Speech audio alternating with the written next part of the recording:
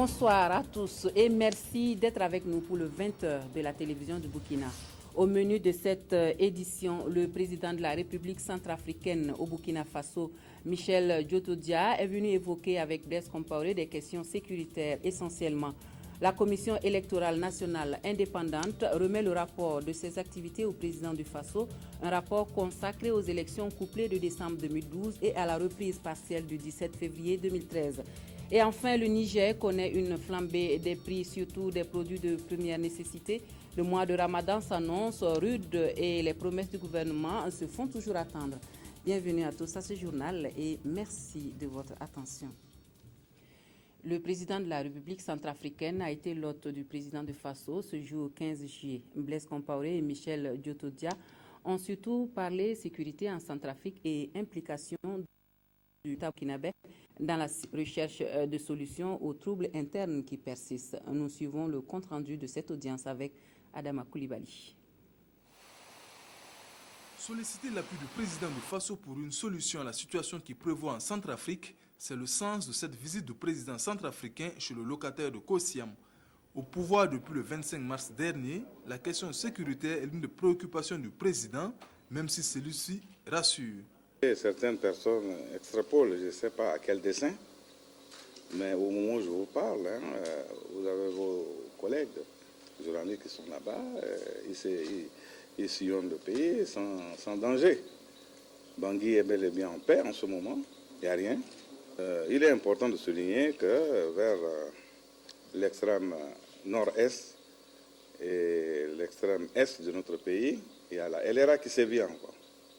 Donc c'est un phénomène qui est combattu de tout le monde, de toute la communauté internationale. Donc nous sommes là derrière. Et justement pour mettre fin à ces troubles, les autorités centrafricaines comptent sur l'appui du président du Faso. Je l'ai encouragé tout en, bien sûr, en exprimant notre disponibilité à accompagner la Centrafrique lui-même dans ses efforts pour retrouver la paix sociale, pour reconstruire le pays. Et nous espérons que toute l'Afrique sera à ses côtés pour ce même engagement. Quant au rôle que pourrait jouer le président Compaoré, voici la réponse de Michel Djotodia. Le chef de l'État m'a rassuré qu'il va s'impliquer dans la crise centrafricaine. Donc, non, pas comme médiateur, mais comme acteur, comme acteur, oui. 2012 a été une année électorale au Burkina Faso et les élections couplées de décembre ainsi que la reprise partielle de février 2013 se sont bien déroulées dans l'ensemble. C'est le rapport des activités de la Commission électorale nationale indépendante qui stipule cela. Un rapport qui a été remis ce matin au président du Faso par le premier responsable de la CENI. Écoutons Maître Barthélémy Kéré sur les aspects renforcement de la démocratie et budget du rapport. Il est au micro d'Adama Koulibaly. Globalement, les résultats qui ont été prononcés définitivement du 1er mars étaient approximativement les mêmes que le de décembre. Mais en tout état de cause, c'était important que la classe politique puisse s'exprimer sur ces résultats, que, étant dans un état de droit, les juridictions rendent des décisions et que, dans le cadre de la reprise, on ait l'occasion de se constater qu'en fait, les choses s'étaient passées donc, régulièrement. Globalement, c'était donc 35 milliards donc, la contribution donc, de l'État.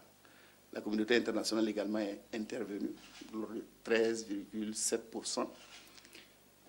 Et malgré, si vous voulez, les difficultés économiques, l'État burkinabé donc, a consenti un effort important pour que ces élections se déroulent dans les conditions que vous avez vues. Le résultat pour nous, c'est que les élections sont tenues, les résultats ont été globalement acceptés. Le coût, c'est important, mais nous sommes satisfaits de constater qu'effectivement, cet effort qui a été fait effectivement par les autorités a permis effectivement de faire continuer la classe politique dans de meilleures conditions. Voilà un peu ce que nous...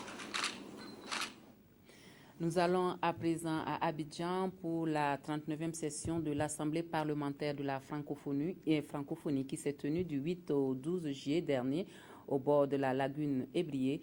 Les parlements au cœur de la construction de la nation, c'est sous ce thème que s'est tenue cette session.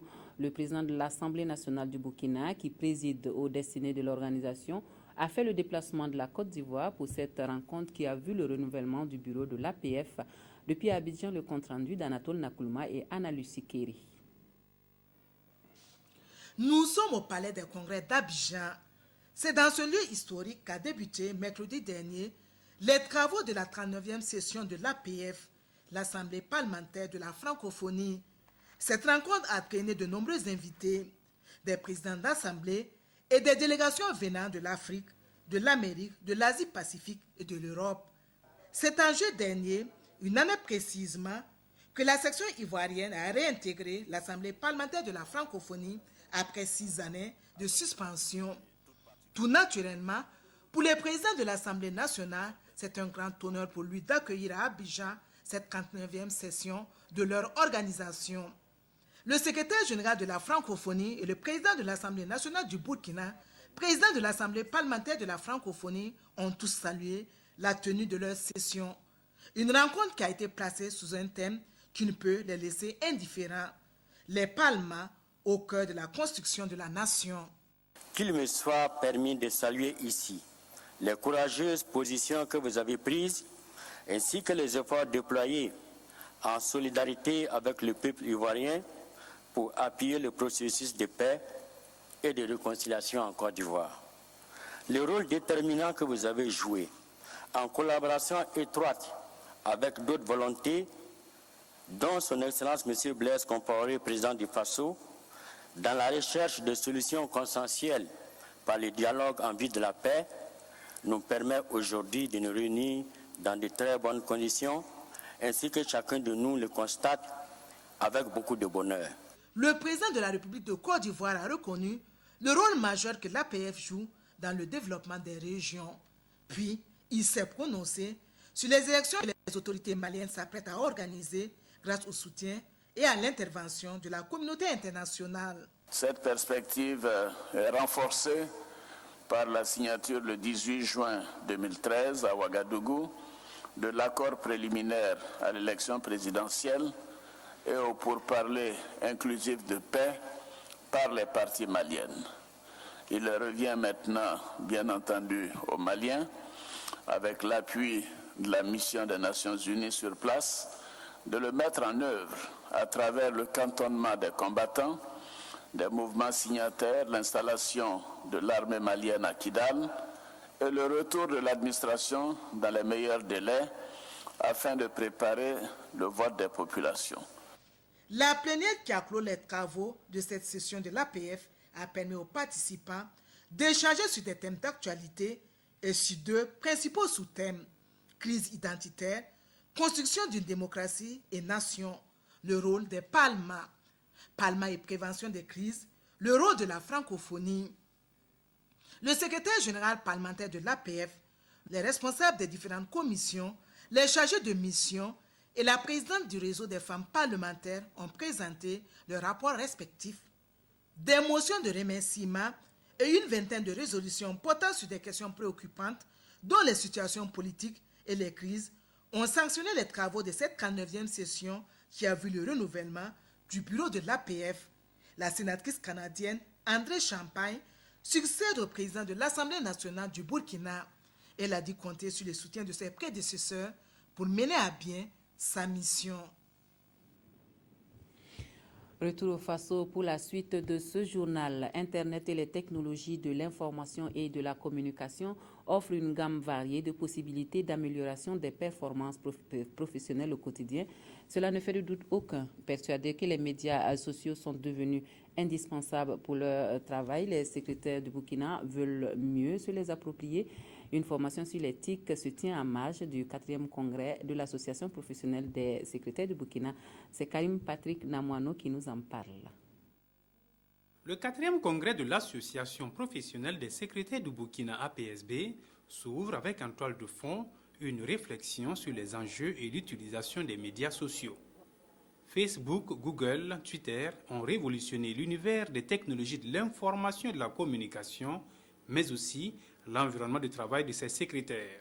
Les nouveaux enjeux, réussir la traçabilité, le classement des documents et surtout préserver le secret professionnel. La finalité, mieux connaître les médias sociaux dans une optique professionnelle. Aujourd'hui, vous ouvrez votre micro, vous êtes sur Internet, vous êtes dans un logiciel de traitement de texte ou en train de rechercher des informations. Vous avez des fenêtres qui sont ouvertes sur les réseaux sociaux. Alors, qu'est-ce qu'il faut faire? Il faut savoir utiliser ces réseaux sociaux à bon escient parce que nous sommes au cœur également du secret professionnel. Et les secrétaires doivent savoir où aller et où ne pas aller. Elles sont venues des 45 provinces du Burkina Faso, toutes animées de la même ambition, se familiariser avec les aspects techniques et juridiques des médias sociaux. Gain ou perte de temps, sécurité, problématiques du mot de passe, médias sociaux et licenciements leur seront expliqués. Au-delà de ces secrétaires, leurs patrons, collaborateurs directs en tireront aussi profit. Le gouvernement porte une attention particulière à la valorisation du métier et de la fonction de secrétaire. Cette discipline a pour vocation de doter l'assistant de direction des connaissances et aptitudes nouvelles, des comportements efficaces et des compétences nécessaires à l'amélioration de sa capacité d'anticipation au travail.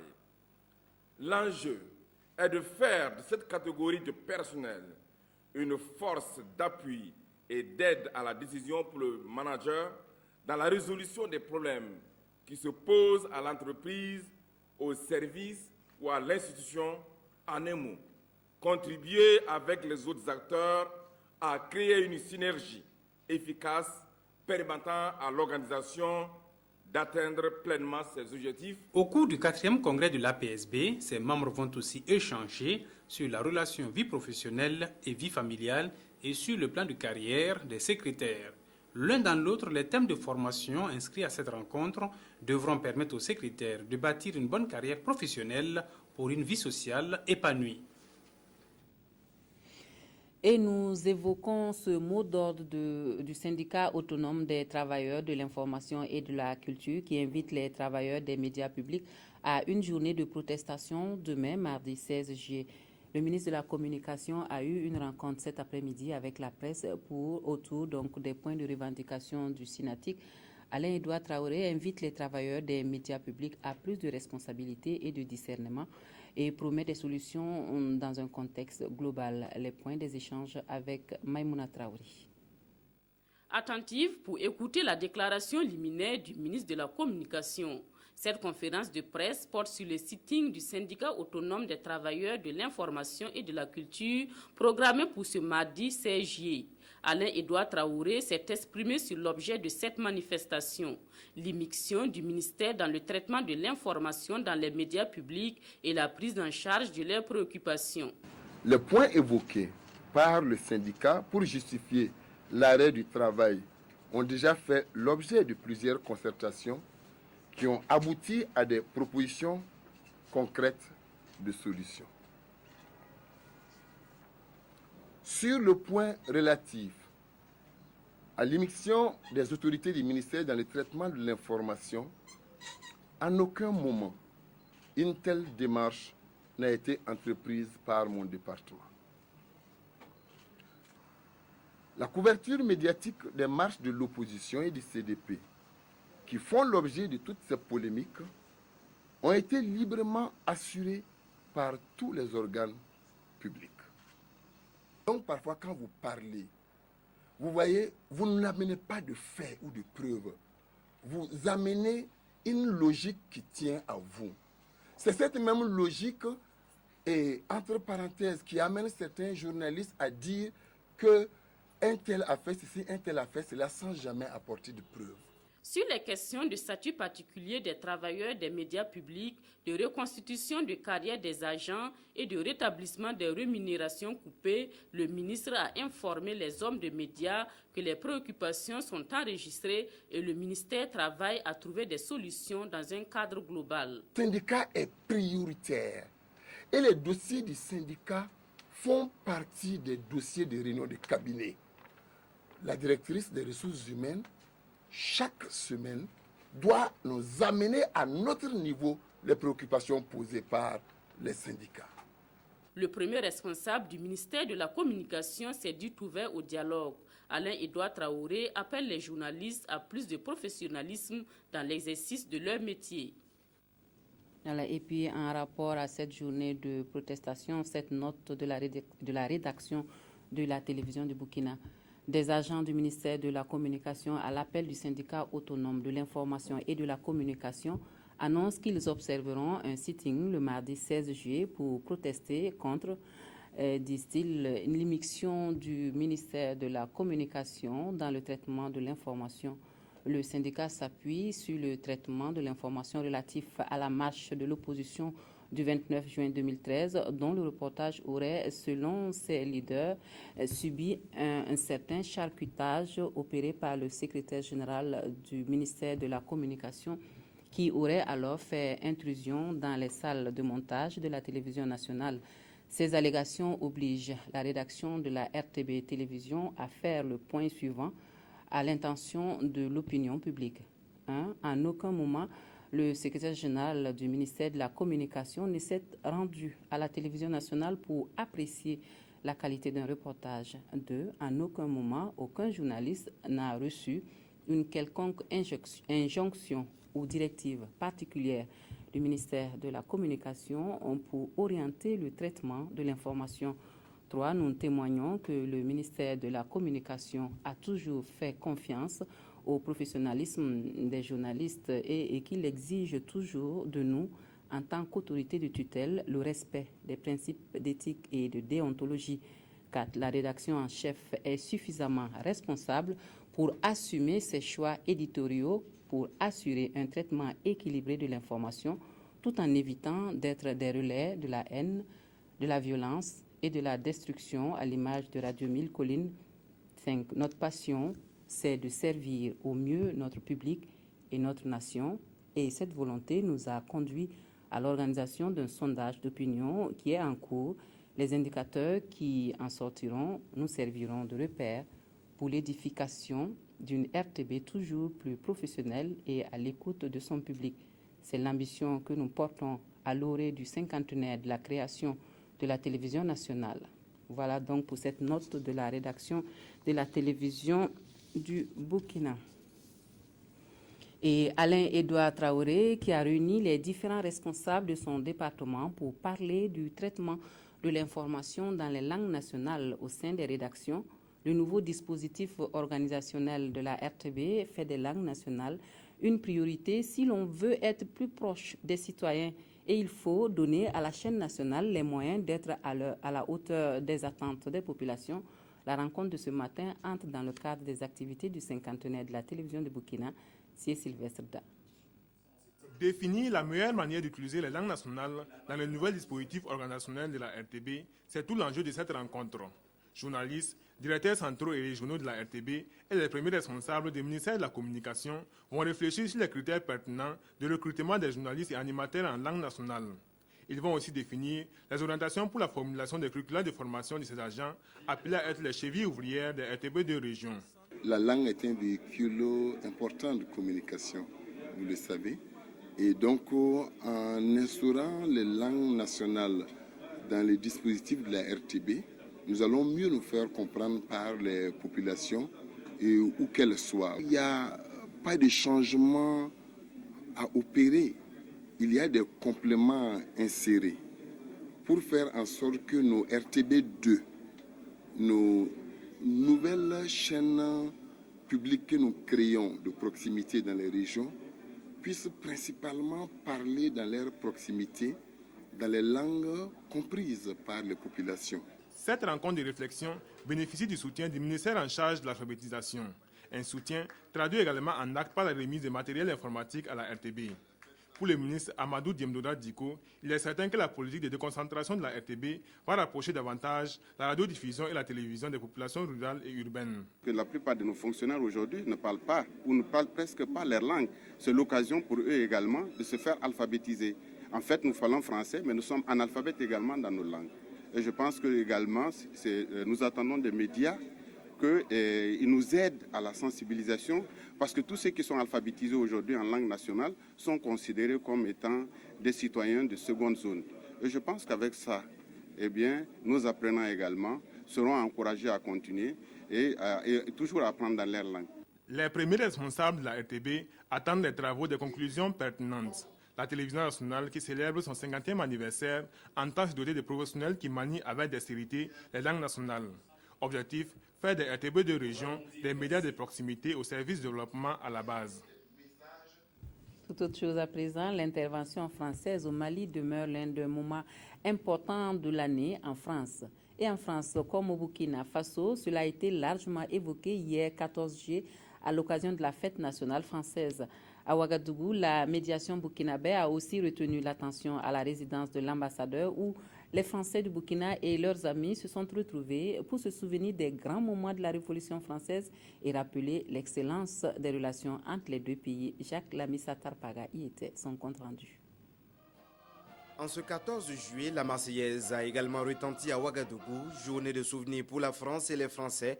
La fête nationale a été célébrée à la résidence de l'ambassadeur. Avec les convives, c'était surtout l'occasion de réaffirmer l'excellence des relations presque séculaires entre la France et le Burkina Faso. Ce 14 juillet était également marqué par la crise au Mali, notamment l'intervention française le 11 janvier dernier. Permettez-moi aussi de saluer le soutien immédiat, résolu, généreux, apporté par les autorités burkinabées et toute la classe politique du Burkina Faso à l'engagement de la France, sans lequel, s'agissant de ce soutien, sans lequel, je le souligne, rien n'aurait pu se faire en début d'opération. Les opérations militaires intenses qui se sont ensuite déroulées et qui se déroulent encore ont permis de neutraliser une grande partie du potentiel logistique et opérationnel des groupes terroristes. Elles ont été réalisées avec un professionnalisme reconnu par tous, mais aussi avec l'appui de très nombreux pays ici représentés et de la communauté internationale. Les autorités burkinabées ont pour leur part salué l'engagement de la France pour restaurer la paix au Mali, ainsi que l'implication de l'ambassadeur Emmanuel Bette, qui est en fin de mission après 3 ans passés au Burkina. Je suis venu présenter donc les hommages de notre pays à la France à travers donc cette manifestation. Saisir également l'occasion pour dire au revoir à l'ambassadeur de France qui s'en va, qui pendant 3 années dans ce pays a œuvré à renforcer la coopération entre nos deux pays. Et je souhaite que bien sûr son successeur continue dans la même lignée pour que nos relations soient toujours au beau fixe. La question du Sénat a été évoquée au cours de cette soirée. Le diplomate français invite le Burkina Faso à faire de l'institution un lieu de rencontre entre les générations, un lieu de réflexion sur les grands sujets de développement et d'enracinement de la démocratie. L'excellence à l'école saluée dans la circonscription d'éducation de base de Pouni. Les meilleurs élèves et enseignants ont eu droit à des récompenses, mais aussi à des félicitations du chef du gouvernement burkinabé. C'est Tita qui a abrité la cérémonie samedi dernier et que Maxime Zongo a suivi pour nous. Ils étaient une vingtaine de lauréats, élèves et enseignants à être conviés pour recevoir des prix en nature et en espèces. Les 5 meilleurs au CEPE, les 5 meilleurs élèves des classes intermédiaires et les enseignants qui se sont illustrés à travers de très brillants résultats. Des vélos, des kits scolaires et des enveloppes leur ont été remis par les responsables de la circonscription de l'enseignement de base, la commune de Pouni, avec l'appui de bonne volonté. J'ai bien travaillé en apprenant mes leçons. Je dois toujours travailler plus que ça pour devenir avocate. Une présence remarquable à cette cérémonie, le chef du gouvernement, Luc Adolphe Tiao, qui était venu encourager et féliciter les lauréats. C'était nécessaire que je vienne justement leur prodiguer tous mes encouragements et me réjouir de leurs résultats, parce que de façon générale, au CEP, cette circonscription a fait d'excellents résultats. Et c'est le fruit d'un travail assidu, d'abord des enseignants auprès de leurs enfants, mais c'est aussi le travail des enfants. Et donc ça veut dire qu'on a un potentiel ici énorme. Donc je leur adressais mes actes d'encouragement et je souhaite que nous puissions les accompagner pour permettre à ces enfants donc, de pouvoir engager le secondaire dans de très bonnes conditions. Après avoir prodigué des conseils aux élèves, adressé ses encouragements à l'ensemble des acteurs du système éducatif, Luc Adolphe Tiao a fait des promesses. Il s'engage à prendre en charge la scolarité des meilleurs élèves et appuyer les enseignants avec du matériel pédagogique. Les jeunes de la commune de Pouni qui n'étaient pas en reste ont reçu du matériel sportif. Et en guise de cadeau de fin d'année scolaire, l'école de formation des enseignants du primaire de Stignoguin met à la disposition de l'Éducation nationale sa première promotion d'enseignants. Et dans la foulée, des récompenses pour les élèves les plus méritants du primaire et du lycée de cette localité, Yolande Lompo. Promotion Conscience est le nom de baptême des tout premiers élèves maîtres que l'école de formation des enseignants du primaire de Stignoguin EFEF met sur le marché de l'emploi burkinabé. Nous l'avons baptisé Promotion Conscience parce qu'il y a des enseignants qui ne font pas leur travail, alors que tout travailleur doit être consciencieux. Nous devrons prendre au sérieux ce que nous voulons faire parce que nous avons en charge des âmes sensibles. Donc conscience parce que nous nous imposons de prendre en charge ces enfants et de faire vraiment de bons citoyens. La cérémonie de sortie de ces futurs instituteurs fut une occasion de remise de prix aux meilleurs élèves de l'école primaire Songtaba de Stignoguin et du lycée privé conventionnel de Kilouin qui, avec l'EFEF, forment un complexe scolaire. Faire connaître au public qu'il y a eu une nouvelle école pour la formation des enseignants du primaire, puisque nous savons qu'aujourd'hui au Burkina, les écoles publiques, ou les élèves publics, ne sont pas nombreux de manière à contenir la demande. Contrairement au taux de succès de 99% enregistré l'année dernière, le complexe scolaire connaît un taux de reçu de 23% au BPC et de 55% au CEP cette année. Cependant, en ce qui concerne la formation des enseignants du primaire, l'établissement a accompli l'exploit de 100% au certificat élémentaire d'aptitude pédagogique avec 13 candidats et compte rééditer cette prouesse les années à venir. Leur avenir scolaire était compromis pour cause de guerre dans leur pays, le Mali. Mais des jeunes volontaires nationaux, grâce au soutien de l'UNICEF, en ont décidé autrement. Et avec détermination, ils ont mis leur temps et leur énergie au service de l'éducation nationale en assurant les cours aux élèves dans les camps de réfugiés maliens au Burkina. Le gouvernement burkinabé salue cet engagement à travers une préparation à l'insertion professionnelle de ces jeunes volontaires. Maxime Zongo. Ils font la fierté de toute une nation. Ce sont au total 83 postes volontaires nationaux enseignants qui avaient été appelés devant les couleurs nationales pour assurer l'éducation dans les camps des réfugiés maliens. Mission difficile mais pas impossible. Ces hommes et femmes ont accepté de donner de leur énergie et de leur temps afin que les enfants des camps des réfugiés maliens retrouvent le chemin de l'école. De cet engagement, ces jeunes ont acquis de l'expérience. Il n'était pas seulement attendu de nous d'enseigner. Au sein des communautés, nous devions être des acteurs de paix et d'intégration entre peuples. Au terme de notre mission, nous ne pouvons dire qu'elle a été facile, mais grâce à l'accompagnement dont nous avons bénéficié des différents acteurs impliqués, nous pensons avoir su relever les défis et atteindre les résultats attendus.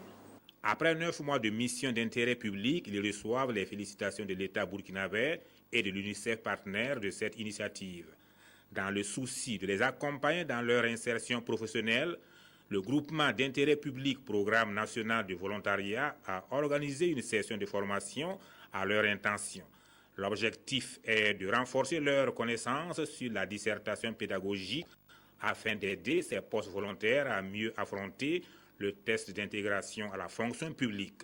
Il faut bien le rappeler, c'est dans justement la contribution de notre pays à travers le gouvernement dans la gestion de cette crise au Mali que l'initiative est née. Les volontaires quand même ont pu renforcer leurs capacités et ils ont pu remuer ce qu'ils ont appris depuis les ENEP ils sont satisfaits, nous sommes satisfaits et je pense que l'accompagnement post-volontariat est mis en œuvre comme ça. Plus qu'un symbole, cette cérémonie est la valorisation de l'engagement de ces volontaires enseignants qui partent avec le sentiment d'avoir été utiles pour leur pays, mais d'avoir aussi acquis une expérience professionnelle.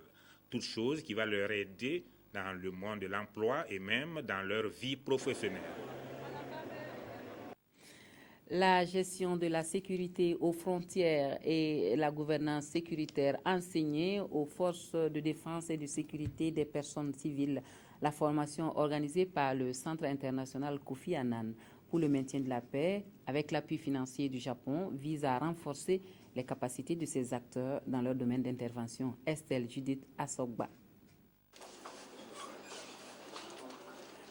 Ces forces de défense et de sécurité sont aux premières lignes dans la prévention des conflits et la stabilité dans nos sociétés.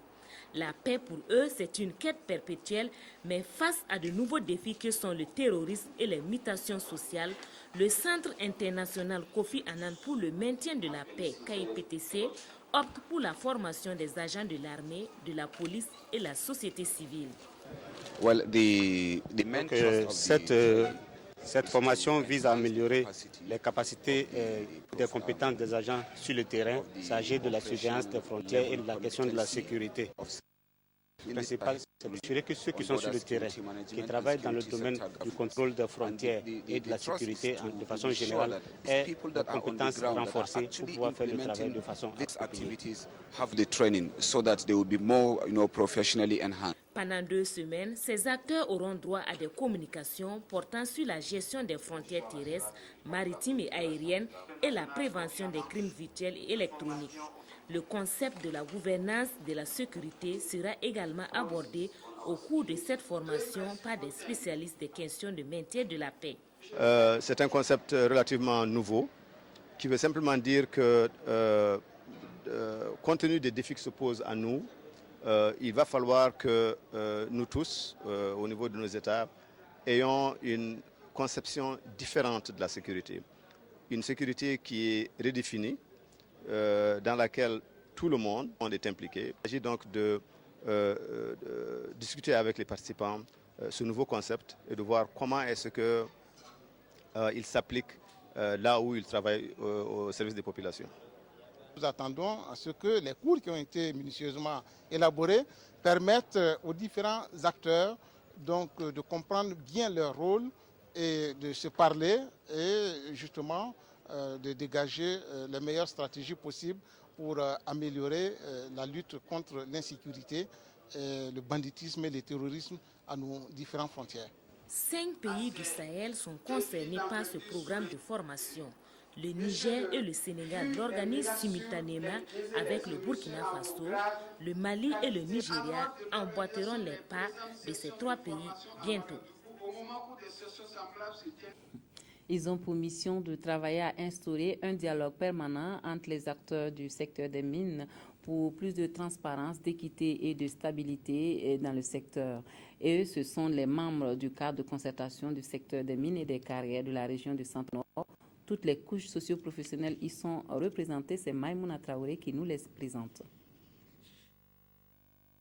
Ce cadre de concertation a pour vocation d'être un espace de dialogue entre les acteurs du développement de la région du Centre-Nord en vue de créer une synergie d'action et d'harmonisation des interventions sur les questions d'exploitation minière et des carrières. Ceci dans une dynamique de transparence, d'équité, de sécurité et de développement local. Ces membres ainsi installés doivent s'investir pour créer les conditions de meilleur rapport entre les acteurs du secteur, d'instaurer un dialogue permanent entre ceux-ci, de promouvoir la responsabilité mutuelle et d'informer les populations sur les retombées socio-économiques de l'activité minière.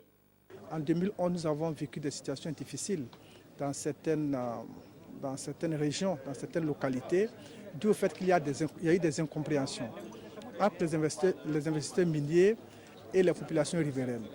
Le gouvernement donc a décidé de créer ce cadre de concertation pour privilégier le dialogue. Parce que nous estimons que nous devons avoir un cadre apaisé pour permettre donc aux investisseurs de venir dans notre pays. Mais nous savons aussi que ces investissements ne peuvent pas être sécurisés si les populations locales ne trouvent pas leur compte.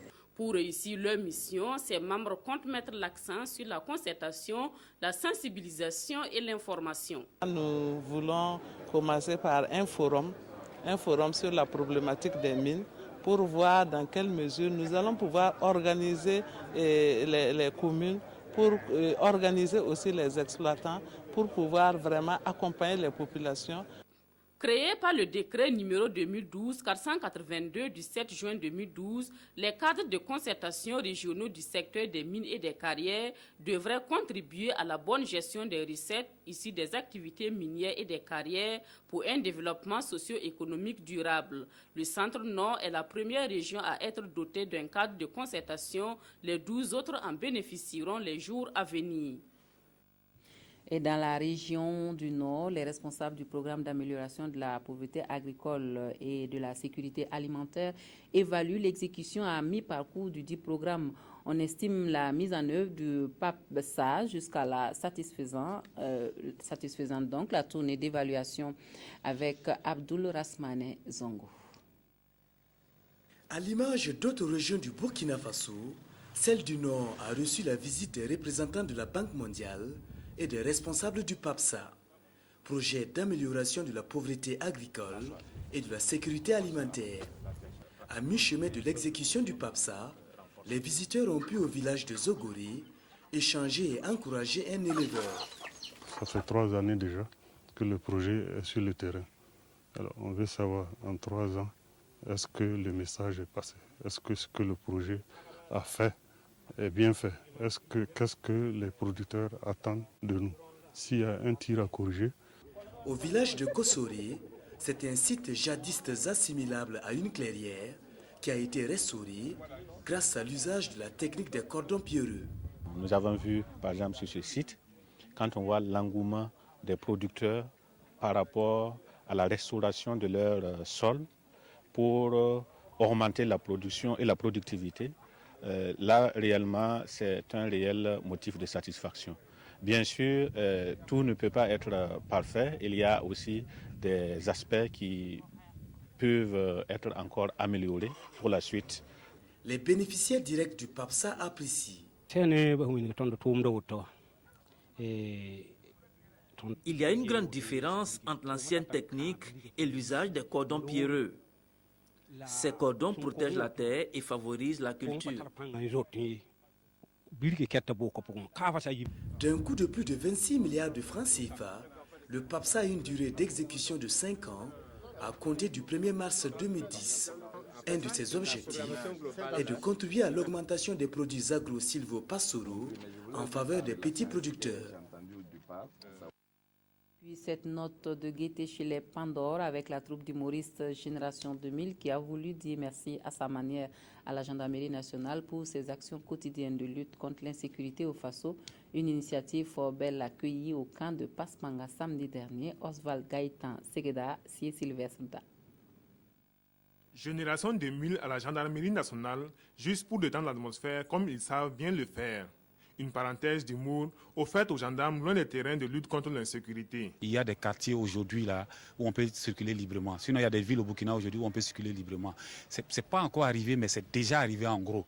Parce qu'ils se battent, ils ne dorment pas pour la sécurisation de nos biens et pour la lutte contre le grand, voilà, la sécurisation de nos biens et des personnes, pour la lutte contre le grand banditisme, la criminalité. Même au niveau de la drogue, ils ont fait vraiment un travail excellent parce que la drogue décime nos familles. Voilà comment on a réfléchi tous les trois. On s'est dit, pourquoi ne pas faire cette année plaisir à la gendarmerie? C'est une façon pour nous, c'est une forme de décoration si on veut voir. Voilà ce qu'on peut donner, c'est notre talent. Le spectacle était au rendez-vous en ce samedi soir. Et pour les Pandores, rien que de l'émotion. Nous sommes vraiment touchés que des artistes encadrés par Génération 2000 aient estimé qu'ils devaient nous offrir un cadeau en reconnaissance du travail abattu chaque jour par les gendarmes sur l'étendue de tout le territoire national. Donc nous sommes réellement touchés par cette marque-là et je suis sûr que l'ensemble de ces gendarmes-là, reconnaissants, ça donne envie de redoubler d'efforts, se surpasser pour le bien-être des populations. L'initiative du groupe Génération 2000 a connu l'accompagnement d'artistes, musiciens et acrobates. Et pour la suite du projet, le trio prévoit un spectacle à la radiodiffusion télévision du Burkina. Voilà pour l'actualité dans cette édition. Merci à vous de nous avoir suivis. Très bonne soirée à tous et à toutes sur la télévision du Burkina. À demain.